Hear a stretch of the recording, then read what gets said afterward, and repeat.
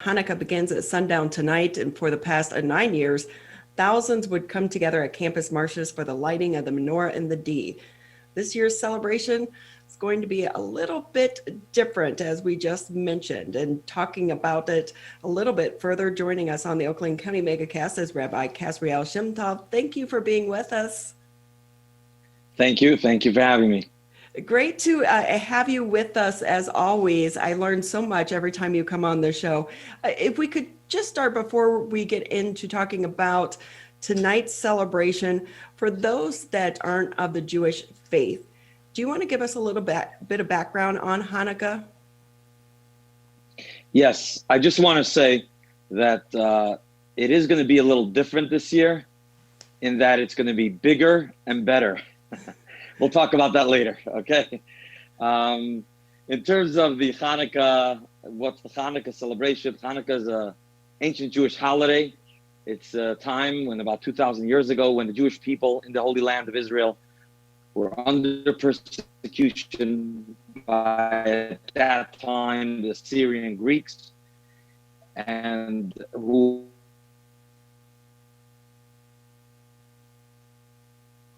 or culturally or to have a good life, but they were opposed to their religion. A small band of Maccabees stood up against them, and through guerrilla warfare and the watchful eye of God, they have been successful in overcoming their enemies. And when they were done, they came back to the Holy Temple in Jerusalem, which was desecrated and defiled. They rededicated the temple, and they wanted to light the candelabra, which is one of the big traditions in the Holy Temple. But they only had one jug of oil that was not defiled, that was pure with the seal of the high priest. And they took that one jug of oil, lit the menorah, even though they knew that it takes 8 days to produce new ones. But they went ahead, they lit the menorah, and that's when the miracle took place, that the jug of oil of one day lasted for 8 days. And thus became the 8-day holiday of Hanukkah, where we light our candles every day. We light one day, one candle the first day, the second day, 2 candles, 3 candles, until 8 days, we have the full candelabra. It is a beautiful tradition. And I know the lighting of the menorah and the D started, this would be the 10th year anniversary. I remember back on the first year, took a lot to get it going, but now it has become such a tradition for so many families. But this year, let's talk about how it's going to be different. Okay. Yes, it is 10 years. It's exciting. We're celebrating a special time. And, there's something special. It is a city tradition, and it just brings excitement and joy and really brings you into the spirit of this holiday. And what we're going to do this year is, many people came over to me and they said, Rabbi, this year you won't be able to do Menorah and the D. But when we look at the story of Hanukkah, is how the few overpowered the many, how nothing could stop you. There's a candle. Each and every one of us has a soul, has a candle to shine in the world. And when it looks like it's dark out there and there's challenges, nothing could stop light. And the light is what we establish on Hanukkah. So we knew that there's no going back. We have to be able to celebrate bigger and better. So what we did was, in a safe way, we're having a full celebration downtown, lighting the menorah. But this year we added that it will be able to be seen by tens of thousands of people who are watching it logged in virtually. So not only will have the thousands of people that we usually have downtown, but we're going to have so many in the community. In fact, I know many individuals who will be gathering their families, having a Hanukkah party, lighting their menorah as they log in and join with us. And we light the menorah in the city of Detroit and bring the light into the world. We need light right now. That's right. That's right. Yeah, there's no question about it. I think this message of Hanukkah, which is every year, of course, is now something that we all know we need in our lives, we need in our city, we need in our community in 2020. So, I was saying that there's a saying, there's always a light at the end of the tunnel. But I heard a new twist to it. It's, be the light in the tunnel. And I think that right now where we are, some people feel like we're in a tunnel, feel like it's dark, there's challenges, unexpected, where are we going? Where's the end? And for some people, it is very difficult. But, we have two options. You can kind of trip over in the dark, you could fall in the dark, or you could be the light. And each and every one of us could be that light in the tunnel. We can light those candles. We can light up our own lives. Turn to a neighbor, embrace them, show a smiling face, do good deeds, and don't only do it at home, but share it with the world. And that's what the message of Hanukkah is all about, and I think we all can appreciate that now. Do you want to go into the history of Menorah in the D? Because it really hasn't been happening that long. This is only the 10th year. What did it take to get this event up and going? And how important is it to help share the meaning of Hanukkah to not just those from the Jewish faith, but to the general public as well?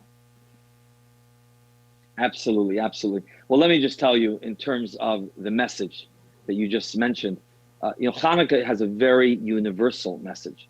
The message we just talked about, the fact of being light.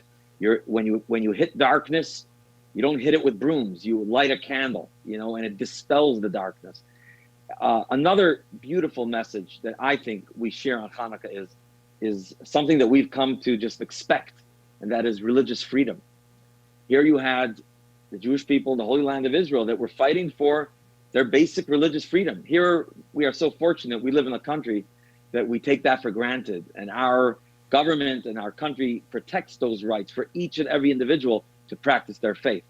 And that's something that Hanukkah represents. When we light that menorah in the center of the city and you light those candles, it's sending a message of religious freedom, of positivity, of bringing light into the world. And that's something that's for the entire community. So going to the history of Menorah in the D, Chabad Lubavitch, which is the movement that lights public menorah lightings all over the world. In fact, this goes back for about 40 years ago when the Rebbe, the leader of the movement, launched this idea, this campaign of bringing these messages out in the public arena by these public lightings. And it's been going on all over the world. And here in Detroit as well, we have been doing in different cities across the state, public lightings. But then it was 10 years ago, we decided, Detroit, right in the center, downtown, we've been kind of, we didn't go into Detroit, we didn't go downtown that much. I would say, we got to bring it right into Campus Martius. And we came there the first year, and the first year we made a menorah out of ice. Okay, it was an ice menorah. And we thought we'll get a few hundred people from the suburbs. And we come there, it was kind of dark. I mean, you didn't have all the lights of the city like you have today. And 500-600 people showed up. It was like, at that point, overwhelming, like, wow, there's excitement. I remember standing there that first year, and I see it was like a half an hour before the program, and we're set up, it's kind of dark, and there's a young fellow that's coming my way, and he's like standing there and looking, and he just seemed very excited. So I come over to him, I smile, I say, so what are you feeling? He says, I'm excited. I said, what are you excited about? He says, to stand here in the city, in Detroit, and we're going to light a menorah and celebrate the holiday right here, sends goosebumps. He was like all excited. And you know what? I always felt that thrill. Whenever I go on the lift and I see the thousands of people, there's a certain energy, a certain excitement. It's not just coming together anywhere. It's a feeling of we're here. We're out in the streets. We're out in the center. And we're going to share our message of hope, of light and love and everything that we have to share. And that's, so we started off the first year. You want me to go further? Sure. Okay. The second year, we decided, okay, look, this looks like people are taking to it. We got to get a proper menorah for Detroit. This deserves something special. So we called because up that first year, were you afraid that an ice menorah would melt? Well, we knew it would melt at some point, but we weren't planning to keep it there the whole holiday. We were just going to have it there for the event, you know. Because So, you never know about the winter weather in well, yeah, Michigan this time of year, right? yeah. At that time it was cold, but it was supposed to be just for a few hours an event, and quite frankly, we didn't know if we were going to, what's going to happen the year after. And but we saw the energy, we felt the excitement, and this was a time when we started looking for a downtown to build and grow, and bring light into the city. So we called the Nordim brothers, the Detroit Design Center, and we asked them to design and build a menorah, and they built a magnificent menorah, 26-foot menorah, made out of glass and steel to really represent the city. We call it the Detroit Menorah. And we put that up there, and instead of 500 people the first year, we had 1,200 people the next year, and it just was growing from year to year. And what was interesting was the interest of big organizations, corporations, sponsors, and so many different Jewish organizations of different walks of life, even within the Jewish community, and volunteers. There was just an energy and excitement about this program that I felt we got to keep it going, and we got to grow and grow. And you know what? It's 10 years and it hasn't stopped. Every year it's greater than the year before. There's never like a dull moment. There's all buzz and excitement, and people really enjoy it. And so, Rabbi, during this pandemic, it's a challenging time for so many people. Have you talked with individuals that are questioning faith right now during this crisis? I find actually there's always individuals that, question faith and where they are in life and so on. But I find many people who are inspired at this time. I think we're being at home, being sort of things going slower in life, is allowing us to look at messages and inspiration more than usual. And I actually find I'm hearing more people tell me their feelings of inspiration and how they're looking at life deeper and focusing more on important things and realizing, what is important in life. I'm hearing a lot of that over the last year. And, of course, it always comes together with I know it's difficult and for some people, of course, personally suffering and family members. And for that, there has to be consolation and support. But even for that, I think people now realize they have to reach out to give that support. And when you give, you get. You realize that I have to be the light. And I think that's the overriding messages that I hear from community members. So tonight, it's not just the ceremony that's going to be Zoomed. I believe there's an after party as well. How is that going to work? Well, we actually, the after party, a little part of it was moved to before the party. At 5 o'clock is gonna be like a concert, a band and some other performance, and then there will be at 5:30 will be the live program. That's going to go to 6:30, and then there will be a short after party on Zoom following that. I think it's going to be streamed live so people could just watch it, but others are going to choose to go on to Zoom. And what's interesting, and this is what I love about this year, about the Menorah this year, is on Hanukkah, the message is everyone should bring that light into their home, right? We go out into the street because even in darkness, even in the outside, even where there's other influences and other challenges, you bring the light even to the darkness. What's happening this year is all these thousands of people are going to be lighting their candles in their homes while we're lighting the candle in the city. And that we never had that before. It's actually a new way of celebrating Hanukkah. We're making history.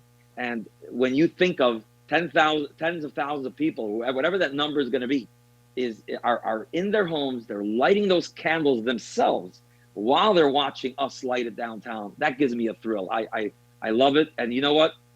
Next year, God willing, there's no pandemic. We're back to normal. We'll have thousands of people downtown, but I believe we're still gonna stream it, and we're still gonna have it for those who are home, because this is, you always, when you're in the challenge and you overcome that challenge, the good has to stay with you. You always have to grow, and then you take with you what you gained from that challenge. So in the future, we're downtown and in the homes of individuals.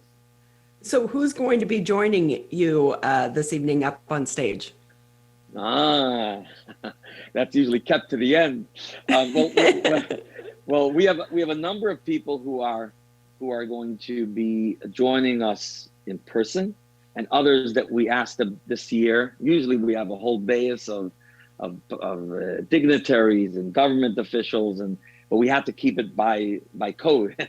We have to keep it to very few people that are going to be in the program. So we have many messages from all those dignitaries and supporters that will be shared, and then we have some who will actually come up. We have Congresswoman Brenda Lawrence. We have Secretary of State Benson. We have the director of United Way, who has been so helpful to the community. We have a representative of our lamplighters. I don't know if you're familiar with that. We, at this event, as part of the ceremony, we always choose within the community lamplighters who represent individuals who become a lamplighter and who share their light with other people of hope and love and assistance and so on. So we choose them, we honor them, because we want the message to be for Hanukkah that each one of us should be a lamplighter. So we have with us a representative of the lamplighters, and we will also have the one that will light the menorah is going to be a representative of the Sherman family and the Fisher Foundation, who does so much for the community, and they will light the menorah on behalf of the city of Detroit. So those are some of the people. There are others, and it's going to be a lot of fun. And last year we had Jennifer Gilbert, Dan Gilbert's wife, and Nick, their son, who came up on the lift. Every year we have wonderful people who are all part of this, and we're all excited to be doing this in a few hours. 5 o'clock. So 5 o'clock it gets started. Again, Menorah and the D is where people can watch it streamed live. And we also want to just let people know, do not go downtown to try to participate, because that's going to be forbidden due to the pandemic. So stay home, stay warm, do it from the comfort of your own home. Correct.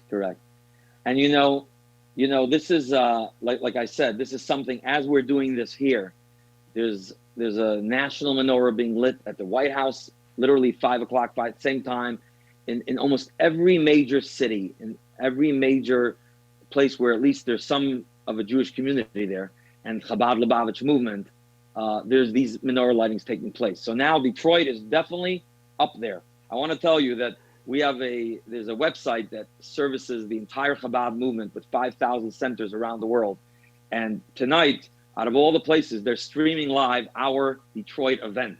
So we are definitely, we have a wonderful program here. We can be proud of our city, and God willing, we'll all be able to celebrate Hanukkah, not only tonight, but the next 7 nights following. We light the menorah every night. So that's all part of the celebration. Well, it's a beautiful tradition and a beautiful message that we all need to take part and embrace right now during the middle of this pandemic. Rabbi, have fun tonight. Enjoy yourself. And thank you again for coming on with us. Happy Hanukkah to everyone. And I will enjoy myself. You should too.